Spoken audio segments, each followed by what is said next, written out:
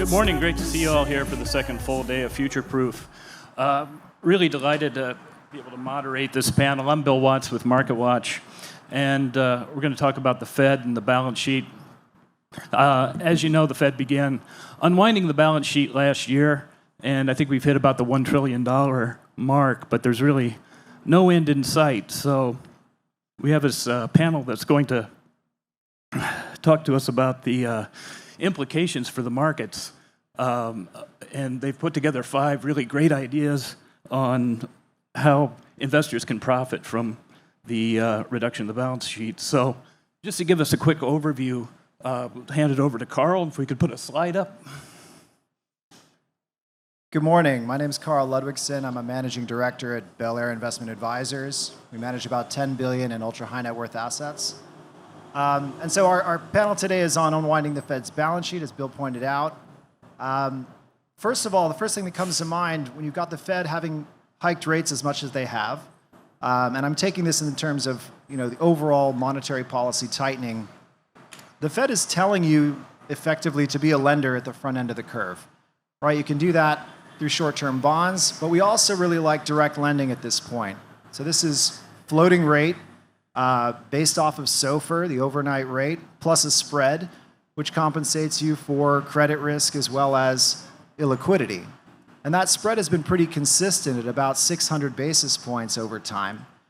So now you're talking about a base rate of 5 plus, 600 spread on top of that. So your starting yield is 11% for senior secured floating rate debt. Now, if you're in an environment where you've got higher for longer, that starting yield is going to continue. And yes, of course, interest coverage ratios have come down because obviously the interest expense is higher. But even when you account for potential defaults on the back of that, we think that you're getting well compensated, particularly when you think about that relative to an equity market trading at 19 times. You've got an equity-like return in a space where you do have some more security, and certainly you have volatility dampening. The second thought we had on this subject, private multifamily real estate. So cap rates have gone up with monetary policy tightening. Valuations are starting to come down. And while we'll admit that there are some issues in the real estate market broadly, specifically within the office space, multifamily dynamics, supply-demand actually looks reasonably healthy. If you think about the ability for individuals to get a mortgage and buy a single-family home, it's gotten quite difficult. So we think the fundamentals support multifamily as well. Now, valuations are taking a little bit of time to come down. That's going to be the case when you're deploying into the private markets. You're going to make allocations now. That money will be deployed over the next 3 years. So I think you're going to see good buying opportunities in that time period. Similar dynamic within the VC growth equity space, the third point. So valuations have come off in venture capital and growth equity on the back of the change in monetary policy, certainly. So we're seeing opportunity to put capital to work there. We think it'll be a good vintage on a go-forward basis. Points 4 and 5, I'm going to ask that Nancy and Andrea are going to put a little more detail on these points. But as far as value is concerned, value stocks in a higher for longer environment really can outperform growth stocks, and a lot of our portfolios are slightly overweight growth, particularly given the factor swings that we've seen in recent years, and this year being one where growth has significantly outperformed. That value spread is actually pretty attractive right now. And then in terms of the yield curve and interest rate volatility, products like iVol, where you're actually long volatility in an environment like this, where you have a potential steepener in the yield curve as well, are able to diversify some of these ideas that I've already put out, like credit within direct lending, real estate, equities. This is a good diversifier within a portfolio. Okay, great. Well, thanks, Carl. And so just to delve into that, Nancy Davis, the founder of Quadratic Capital, the rate volatility issue seems right in your wheelhouse. So do you want to delve into that a little deeper? Yeah, good morning. Thank you all for being here. This is awesome, especially 9 a.m. After a big evening. So we really appreciate it. So I'm going to dive into the yield curve and interest rate volatility. And then Andrea, otherwise known as Dr. Ice. Dr. Ice, you all remember her. Wonderful professor from UCLA is going to dive into value. So just kind of to drill into those two topics about what to do with the Fed's balance sheet unwind. Just curious, how many of you realize that the Fed has allowed about $1 trillion to unwind so far of their balance sheet? Does anyone? Yeah, couple. It's like stealth. It's kind of like everybody's real focused on rate hikes right now. And one of the things about Future Proof is they really wanted us to give thought leadership. And so we thought, let's pick a topic that nobody's really talking about. And the balance sheet kind of matters. I think we saw that a little bit in the QE era, right? With the Fed buying bonds, that kind of Fed put that we grew to know and love. And now it's like the opposite because the Fed's not doing quantitative easing. They did rescue Silicon Valley Bank with the bank term premium, so that's actually increased their balance sheet a little bit. But the SOMA holdings, that's SOMA, not like Soma, it sounds like something in New York City, right? But the SOMA holdings are the piece of the Fed's balance sheet that the New York Federal Reserve actually went out and bought in the open market. And I think the thing that's really telling is the Fed's balance sheet on the SOMA piece, because they're allowing mortgages and treasuries to mature and not buying new ones, we've had $1 trillion of the SOMA holdings roll off. And I think the things to think about going forward in the next year is what implications will that contracting, that reducing the money supply, reducing the Fed's balance sheet mean to your portfolios? So Carl really drilled into 5 key themes that we wanted to, the theme of Future Fund is what's going to happen in the future and thought leadership. So specifically, I wanted to focus on the yield curve. How many of you think a recession is coming in the next, say, 6 months? Well, we're a little different than if we were here in 22, right? Because in 22, probably all of you would have said a recession is coming in the next 6 months. So it's very interesting because market sentiment does matter. The yield curve is the interest rate market. So the Fed controls the policy rate, but where the Fed, they don't set the term premium of interest rates, and the yield curve is the most inverted it's been, even lower than it was in the 80s, and it's been lower for longer than ever in the history of data. Bill, do you mind jumping to the next slide? So typically, the yield curve starts to steepen right when we start to have, it's about 3 to 6 months before the recession. And so it started. That's the thing we want you to walk away with. Like, be aware, watch this thing, because as it uninverts, that typically leads to a recession. And nobody's really concerned right now about it, which is sort of like opposite day from where we were. If this was Future Fund 22, I did not have the pleasure of joining, but probably all of you would have said recession's about to happen. Now it's starting to uninvert, so I do think it's something to become aware of. as Carl mentioned, I'm the portfolio manager for the fund. It benefits from the normalization of the yield curve and rising interest rate volatility. Maybe next slide so we can... I think it's very important contextually to look at the market. That red line is 0, right? If you think about right now, you can buy a 1-month T-bill, and you get paid about 5.25% for a 1-month T-bill. But the 10-year Treasury, where is that, right? That's over 1% below where a 1-month T-bill is. So think about how whack that is. That makes no sense, right? You're saying, here, Janet Yellen, let me give you a loan, 10 years, and you pay me less for a loan that's longer. Like, this is not normal. That's the thing. I'd like to say not normal. Really weird. Doesn't make a ton of sense. So everybody who's sitting here, I've heard lots of other macro managers, and they're all like, buy duration, gobble it up. How many times have you heard that today? Is that consensus? I think so, and you can see it in the numbers. So anyway, we just wanted to give you food for thought. things to think about, things to be prepared for your portfolio. And when everyone is fearful, you should be greedy. And right now, everyone's greedy, and I think you should be pretty fearful. On to Dr. Eis. Yeah, Andrea, you want to delve in more to the value question and where this leaves us on in terms of value. Sure, and I don't know if it's possible to pull up my last slide, so I'm gonna talk a little. So I'm a professor at UCLA Anderson, and in my spare time, I dabble a little bit in asset management kinds of activities. So I want to talk about why value now, and I've noticed that a theme at Future Proof seems to be 5 reasons for everything. So again, I want to be future proof, and I'm going to only have 3 reasons. 3 reasons for value right now. The first 2, actually, Carl mentioned. The most obvious one is the Fed stance, higher for longer, tapering of the balance sheet. So a higher rate environment favors value. The second one Carl mentioned too, and let me put a couple of details on it. It is that growth is a crowded trade. So a couple of statistics, I'm a professor, so forgive me, but the Shiller PE ratio right now is that it's hovering around its highest level since 2000, just before the tech downturn. Okay, so PE ratios hovering around the high point. They reached their highest in 2020, but they really haven't come down by much since then. And the last time they were around those levels was 2000.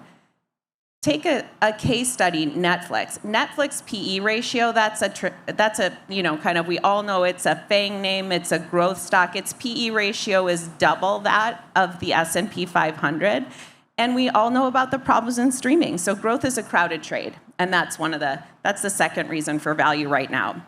And the third reason is just why value always. So before we talk about anything in finance, we talk about buy cheap, sell expensive. So value is something that just always makes sense. And whether you love growth or not, you have to love the idea of buying low and selling high. But once you get there, you're left with the challenge of what is cheap and what is expensive. And that is the fundamental challenge in finance, and it's only gotten harder. And why do I say that it's gotten harder, and in particular harder for value? The reason is because value as a factor was developed in the early 90s. The economy was completely different. And it was back-tested with data back to the 70s. Now, the economy in the 1970s was completely different from what it is now. It was much more heavily manufacturing, and we didn't have any of the IT names that we have or the tech names that we have today. So how do we come up with a fundamental anchor for a value strategy when the firm's most important assets don't show up on the balance sheet? If you think about a market-to-book ratio, a book value anchor that comes from GAAP accounting just doesn't make sense in 2023. So if you don't mind, Bill, the 2 slides forward, I think. Yeah, this one. So thank you. So I actually want to start with the bottom of this slide, and I have to thank Jane Edmondson at EQM Indices for this nice graphic. Jane and I have been working together for a couple of years now on a new value index. So if you look at this graphic at the bottom, look at the important intangible assets there. These are assets that are crucial for modern firms. It is brand, knowledge capital, and organization capital. And brand capital is something we're aware of. Knowledge capital is something we're aware of. And there are even people who try to measure it. But most of the indices that you see out there that are trying to incorporate those kinds of intangible assets are actually growth indices. I want to talk to you about how to incorporate intangible assets into a value index, not a growth index. The third category is actually the largest. And those of you who work at a fantastic firm know that the organization capital of your firm is one of the most important assets that the firm has. And it is actually one of the hardest to measure. So this is where I started out. I'm an academic economist, and I wrote a paper. It was published in 2013, and it won the Best Paper Prize in the Journal of Finance on organization capital and the cross-section of expected returns. So I'm going to talk to you about how I built on that research to come up with a new value index. It's super simple. What do? We want a modern measure of cheap versus expensive. So we construct a modern measure of market to fundamental value. And what we do to come up with that fundamental anchor for today's economy is we capitalize the intangibles in the denominator. We capitalize the intangibles and we add them to the book value of assets that we get from GAAP. And now we have a new market to book ratio that incorporates intangibles. Oh, the QR code that I started with, that will lead you to the paper with all of the details about how I construct this. It's if interested, but I'm happy to talk about it. So once we have our new market to book ratio, we have a way of measuring cheap versus expensive. And our new value index, new is blue, is just going to overweight cheap and underweight expensive. So let me tell you how that index performs relative to traditional value. So if we move to the next slide, I'll just show you a few subsamples. So again, I apologize, I'm a research economist, so I love looking at things over different subsamples. So the first subsample, new is blue, gray is old, or traditional. So what you can see is the top left panel, I call it the intangible revolution. This was the 90s, the mid-90s. What did we have? We had the IT revolution. We had a time when we always had intangible assets, like we communicated, we stored data, we had HR processes. What changed in the mid-90s? What changed is that we used to do those processes with labor. We paid workers to do that, and the firm can't own workers. But in the 90s, we invented capital products that the firm could own. But those didn't show up on the balance sheet. So now we got to include those in the fundamental value and the book anchor, and we come up with our new value. So you see in the mid-90s, this is actually when new value really starts to outperform traditional value. Post-crisis, this was kind of like people calling the death of value. It was the worst time for value, right? Post-crisis, 2010 to say 2018 or so. I want to emphasize the new value index is a value index. So you see how the wiggles are moving together. This is not a growth product. This is a value product. But it is a value product that is not going to have some of the same value traps as traditional value. So post-crisis, new value outperforms traditional value. When I say that this is not traditional value, I want to give you a few names. So I want to tell you that this is a value product. So what looks cheap in both traditional value and new value? So firms that look cheap are Walgreens and FedEx. Those sound like value firms, right? Well, what if I tell you that in new value, there are firms that look cheap that are called Biogen, eBay, Skechers. Those don't show up as things you want to overweight in a traditional value portfolio. What about on the underweight or expensive side? So there are going to be firms for which new value and traditional value agree. Those would be firms like Netflix. Netflix is a growth firm.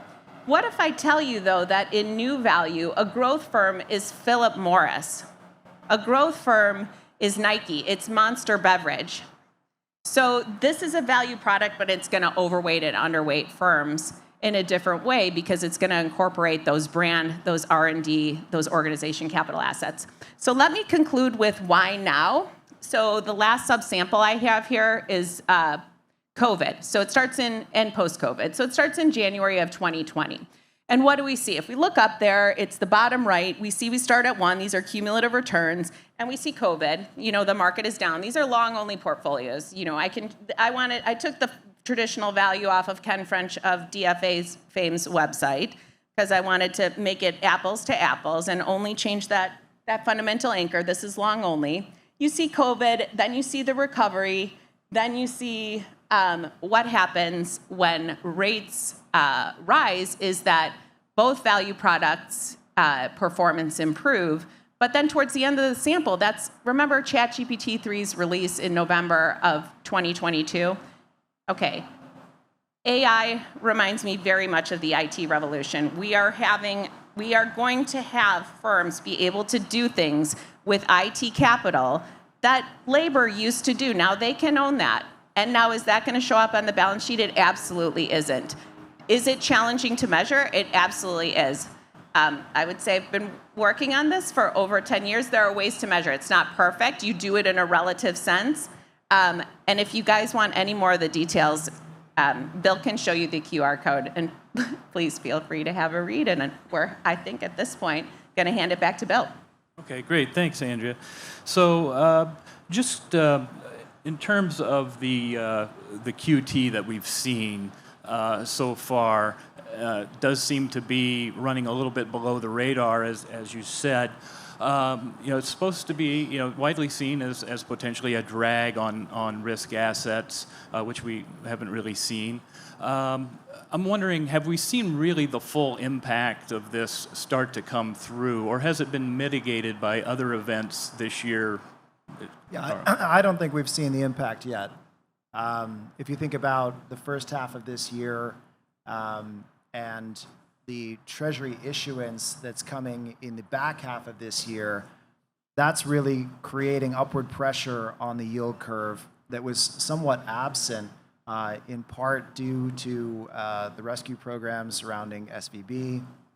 And you've also had significant fiscal spending in the background that has, I think, supported economic growth and consumer spending. You've got student loans that are now going to have to start being repaid again, and other brakes on the general economy. So I'd be a bit cautious on that. Right. Yeah, I think Carl makes a really good point that Silicon Valley seems like, March 2020 or 2023 seems like ancient history, right? It was a major risk-off event. We were talking about Lehman-type moments.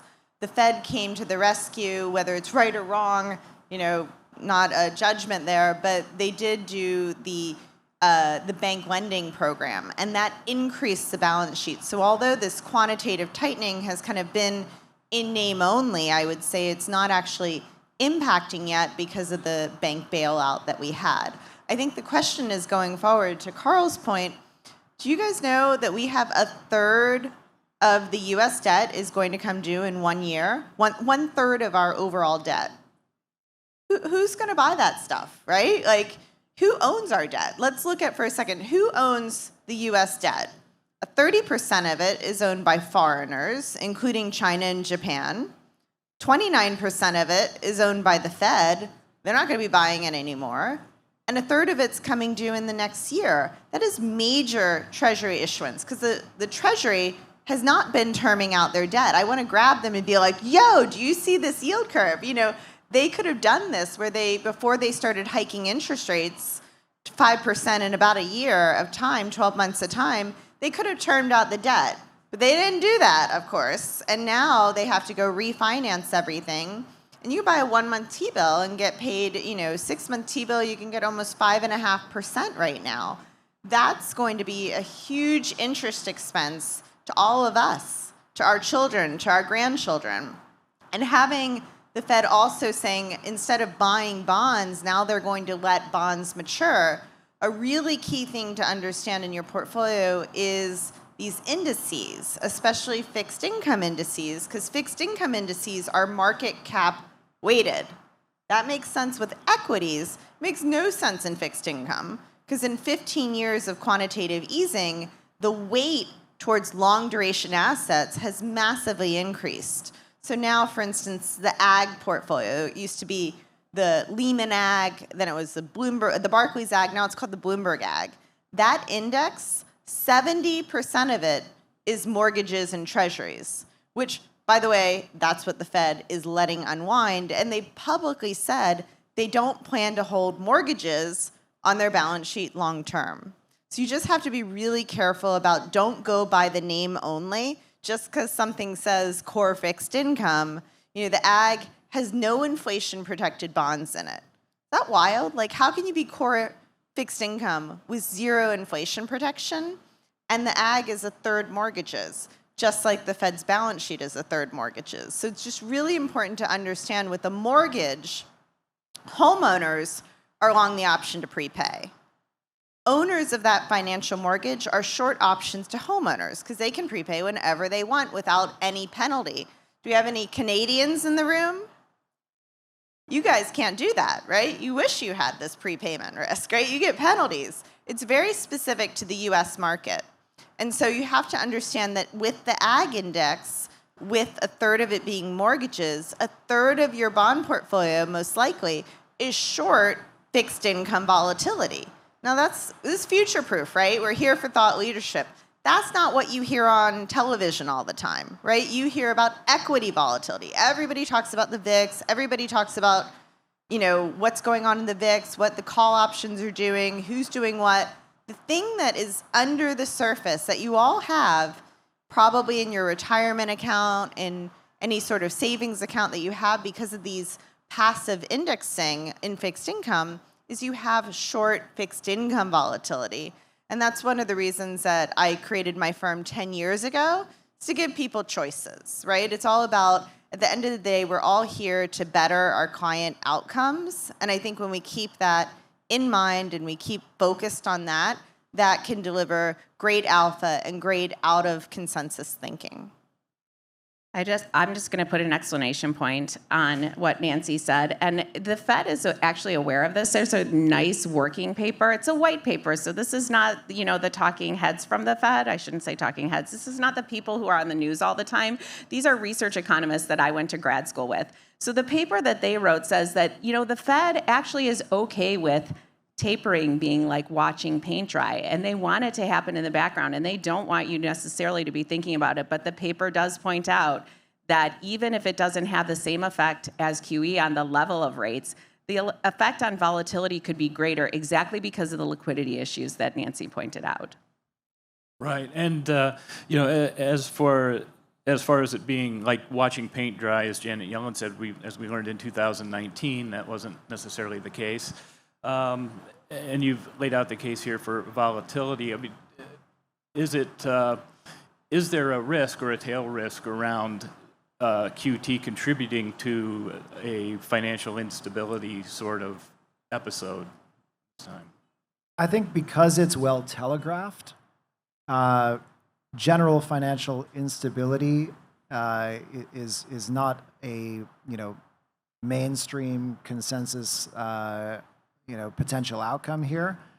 So the market is aware of the plan and has been aware. I mean, the Fed was very careful to indicate what the plan was going to be before they started, and they steadily eased their way into it.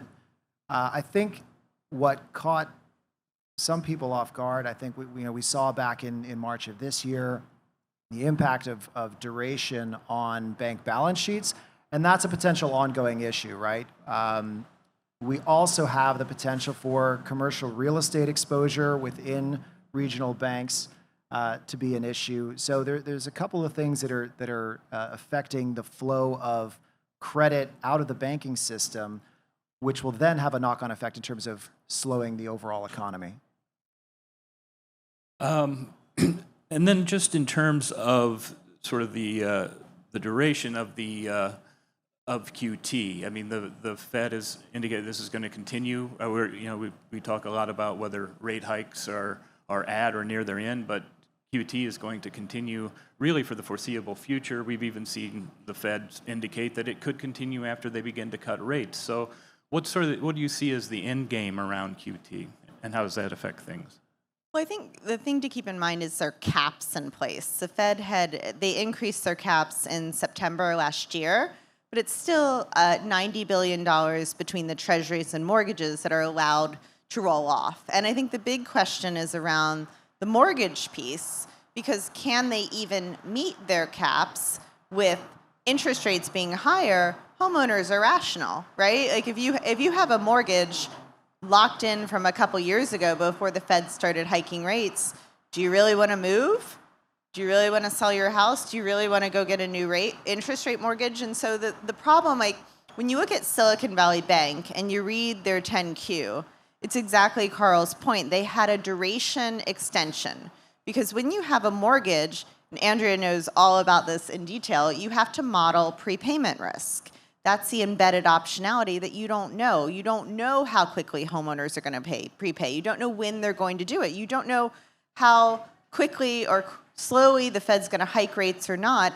And so when homeowners don't prepay as quickly as you expect, the duration of your mortgage extends. So that's exactly what you have with Silicon Valley Bank. If you look at their 10Q, their duration, before they had any problems in March 22, it extended 50% kind of out of the blue. And they're like, whoa, what happened? What's going on? And then interest rates go higher. The longer duration bond you have, the more risk it is, right? Every basis point higher in rates, you lose more and more money. And you can give up, years of return. Did you guys know that in 2022, the long-dated treasury bond, the 30-year treasury bond, lost more than the NASDAQ did? And people are running around saying, are you worried about a recession? Go buy long-dated duration, right? Like, scratch your head. Like, that doesn't make any sense. So it's really important to understand and watch if the Fed is going to signal what they're going to do with the mortgage piece of their balance sheet, and also, are they going to increase the caps? It's pretty unpopular right now to have this wealth gap with home prices, right?